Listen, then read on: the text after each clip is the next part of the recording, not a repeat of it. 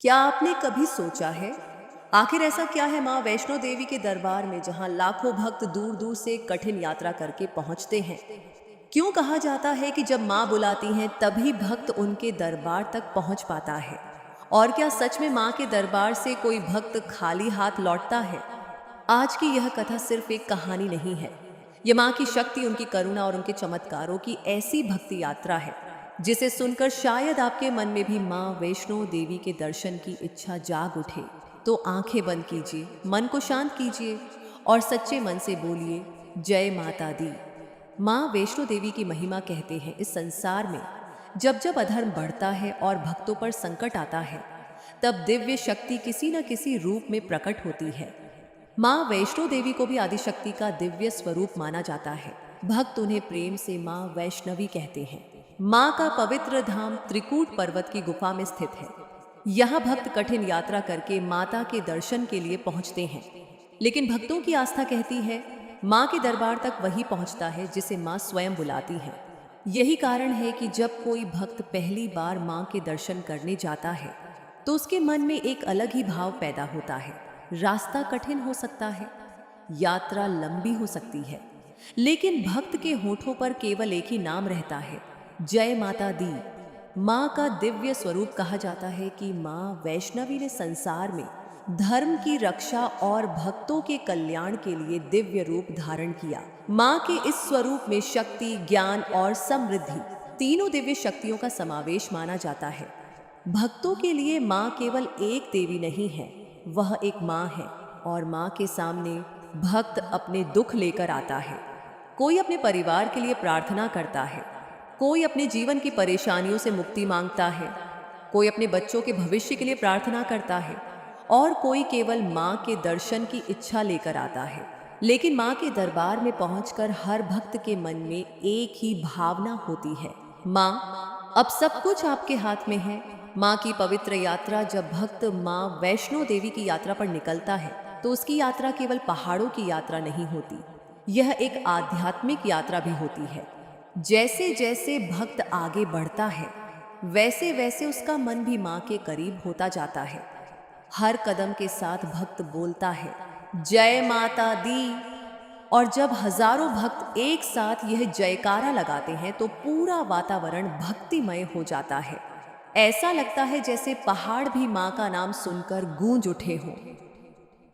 भैरवनाथ की कथा। माँ वैष्णो देवी की कथा में भैरवनाथ का प्रसंग भी बहुत महत्वपूर्ण माना जाता है। कथा के अनुसार भैरवनाथ माँ की शक्ति को समझ नहीं पाए और उनका पीछा करते हुए त्रिकूट पर्वत तक पहुंच गए। माँ ने उन्हें कई स्थानों पर रोकने का प्रयास किया, लेकिन जब भैरवनाथ नहीं माने तब माँ ने अपने दिव्य स्वरूप का परिचय दिया। अंततः माँ ने भैरवनाथ का अंत किया। लेकिन माँ तो करुणामयी है, उन्होंने भैरवनाथ को भी क्षमा किया और भक्तों के लिए उनके धाम को यात्रा का महत्वपूर्ण हिस्सा बना दिया। भक्तों की मान्यता है कि माँ के दर्शन के बाद भैरवनाथ के दर्शन करने से यात्रा पूर्ण मानी जाती है। यह कथा हमें एक बहुत बड़ी सीख देती है, शक्ति के सामने अहंकार कभी टिक नहीं सकता। माँ की गुफा का महत्व माँ के पवित्र धाम की सबसे बड़ी विशेषता है, उनकी पवित्र गुफा और वहां स्थित 3 पिंडियां। भक्त इन्हें माँ के 3 दिव्य स्वरूपों से जोड़कर देखते हैं।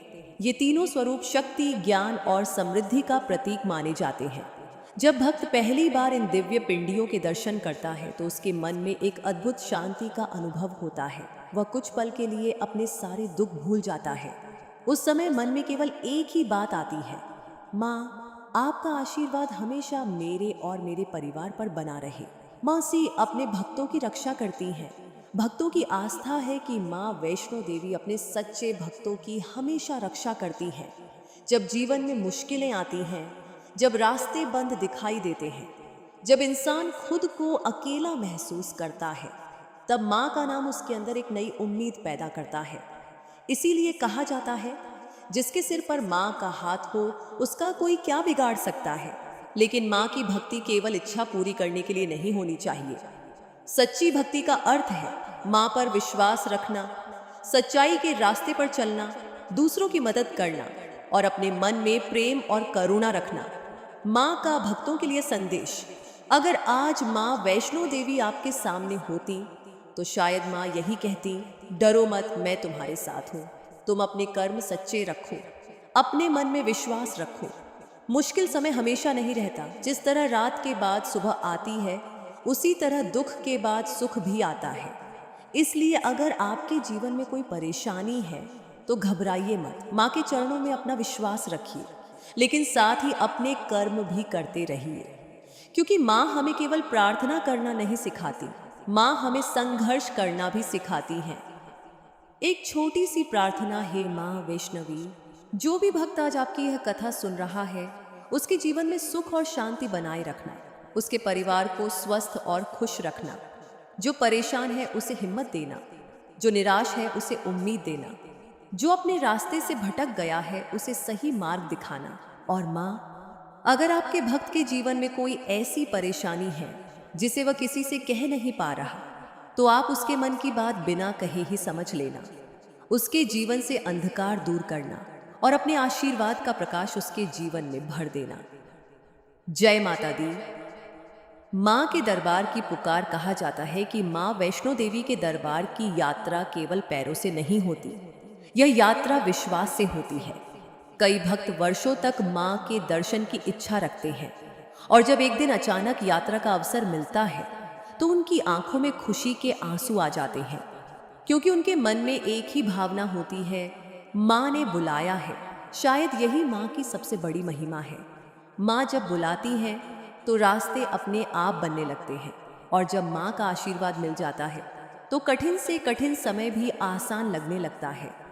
अंतिम संदेश तो भक्तों, अगर आपके मन में माँ वैष्णो देवी के प्रति सच्ची श्रद्धा है तो आज इस वीडियो को सुनने के बाद कुछ पल शांत बैठिए, अपने मन की सारी चिंता माँ को सौंप दीजिए और सच्चे मन से बोलिए, हे माँ, मुझे सही रास्ते पर चलने की शक्ति देना, मेरे अंदर से डर दूर करना, मेरे परिवार पर अपनी कृपा बनाए रखना, और जब भी मेरे जीवन में अंधेरा आए तो मुझे आपका नाम याद रहे, क्योंकि माँ का नाम ही भक्त की सबसे बड़ी ताकत है।